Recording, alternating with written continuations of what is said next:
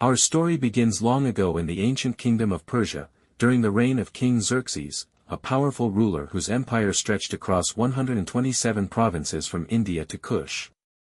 The Jewish people, exiled from their homeland, lived scattered across these lands, trying to maintain their faith and identity in a foreign world. In the royal citadel of Susa, King Xerxes decided to showcase the wealth and majesty of his kingdom. He hosted a grand banquet that lasted 180 days, a display of luxury, riches, and royal splendor. At the end of this grand affair, the king held a special 7-day feast for everyone in the city, from the greatest to the least. Wine flowed freely, and the mood was festive. On the 7th day, in high spirits from wine, King Xerxes ordered that Queen Vashti be brought before him, wearing her royal crown, so he could display her beauty to the people and nobles. But Queen Vashti refused the king's command. She would not be paraded like an object. The king, enraged and embarrassed, sought counsel from his advisers. They warned that if her defiance went unpunished, all women in the empire would follow her example. So, Vashti was deposed, and a royal decree was issued. Her position as queen would be given to another, someone more worthy. A search began throughout the empire for the most beautiful young virgins to be brought into the royal harem. Among those chosen was a young Jewish woman named Esther, also known as Hadassah. She was an orphan, raised by her older cousin Mordecai, a kind and devout man who worked at the king's gate. Esther was taken to the palace and placed under the care of Haggai, the eunuch in charge of the women. Mordecai had warned her not to reveal her Jewish heritage. For 12 months, the women underwent beauty treatments. Esther gained favor with everyone, especially Haggai, who gave her the best treatments and accommodations. When her turn came to appear before the king, Esther asked for nothing except what Haggai recommended. Her beauty, grace, and character set her apart. King Xerxes was captivated by her and set the royal crown on her head, declaring her queen in place of Vashti. Esther kept her identity hidden, just as Mordecai had instructed. Meanwhile, Mordecai overheard a plot by 2 of the king's officers, Bigthana and Teresh, who conspired to assassinate the king. Mordecai told Esther, who reported it to the king, crediting Mordecai. The plot was investigated, confirmed, and the conspirators were executed. This act was recorded in the book of the royal annals, though nothing was done to honor Mordecai at the time. Soon after, a man named Haman the Agagite was promoted by King Xerxes to the highest position of power beneath the king. All the royal officials were commanded to bow down to him.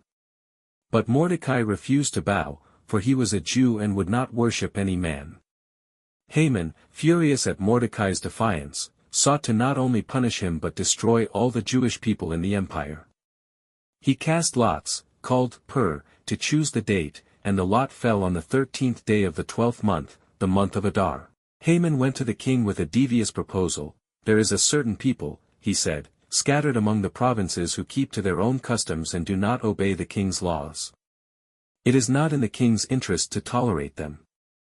Let a decree be issued to destroy them, and I will put 10,000 talents of silver into the royal treasury. Without knowing the full truth, King Xerxes gave Haman his signet ring, sealing the decree. Couriers were sent throughout the empire with an order to kill all the Jews, men, women, and children, on a single day. The people of Susa were bewildered, but Haman and the king sat down to drink. When Mordecai heard the news, he tore his clothes, put on sackcloth and ashes, and went into the city wailing. Jews everywhere mourned, fasted, wept, and prayed. Esther's maids informed her of Mordecai's grief. She sent him clothes, but he refused them. Through Hathach, one of the king's eunuchs, Mordecai sent Esther a copy of the edict and begged her to go to the king and plead for her people. But Esther responded, "All the king's officials know that anyone who approaches the king without being summoned is put to death unless he extends the golden scepter. I have not been called for 30 days. Mordecai sent back a powerful message: do not think that because you are in the palace, you alone will escape. If you remain silent, deliverance for the Jews will arise from elsewhere, but you and your family will perish. And who knows but that you have come to your royal position for such a time as this?" Esther sent her reply with courage: "Gather all the Jews in Susa. Fast for me for 3 days, night and day. I and my attendants will fast as well. Then I will go to the king, even though it is against the law. And if I perish, I perish." On the 3rd day, Esther dressed in her royal robes and stood in the inner court of the palace. When the king saw her, he was pleased and extended the golden scepter. "What is it, Queen Esther?" he asked. "Even up to half the kingdom, it will be given to you." Esther replied, "If it pleases the king, let the king and Haman come today to a banquet I have prepared." At the banquet, the king again asked her request, but Esther invited them to a second banquet the next day, where she would reveal it. Meanwhile, Haman left the banquet proud and joyful, until he saw Mordecai still refusing to bow. Enraged, he went home and told his wife Zeresh and friends. They suggested he set up a 75-foot pole and asked the king to impale Mordecai on it. That night, the king could not sleep. He ordered the book of Chronicles to be read. There, he was reminded that Mordecai had saved his life, but had never been honored. Just then, Haman entered the court to ask for Mordecai's execution. But before he could speak, the king asked, "What should be done for the man the king delights to honor?" Thinking the king meant him, Haman suggested a royal robe, a crown, and a parade through the city. "Excellent," said the king. "Go at once and do all this for Mordecai the Jew." Haman, humiliated, obeyed. He led Mordecai through the city, proclaiming, "This is what is done for the man the king delights to honor." That evening, he was summoned to Esther's second banquet. The king again asked, "What is your request, Queen Esther?" Esther finally revealed, "If I have found favor in your eyes, grant me my life and the lives of my people. For we have been sold to be destroyed, killed, and annihilated." "Who would do such a thing?" the king demanded. Esther pointed and said, "An adversary and enemy, this vile Haman." The king rose in fury and stepped into the garden. Haman fell at Esther's couch to beg for his life. When the king returned and saw this, he shouted, "Will he even assault the queen in my own house?" Immediately, guards seized Haman. Harbona, one of the eunuchs, said, "There is a pole by Haman's house, set up for Mordecai. Impale him on it," the king ordered. And so, Haman was executed on the very pole he had prepared for Mordecai. The king's anger subsided.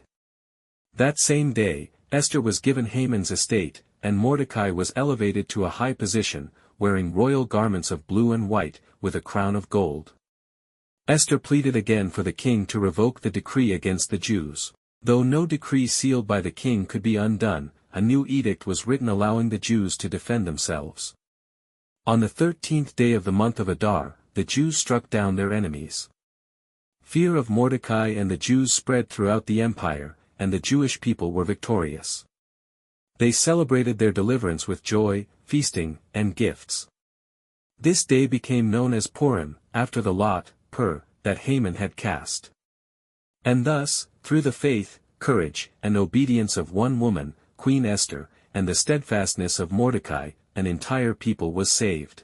Their story remains a timeless testament to divine providence, bravery, and the truth that perhaps we, too, are placed in certain moments of life for such a time as this.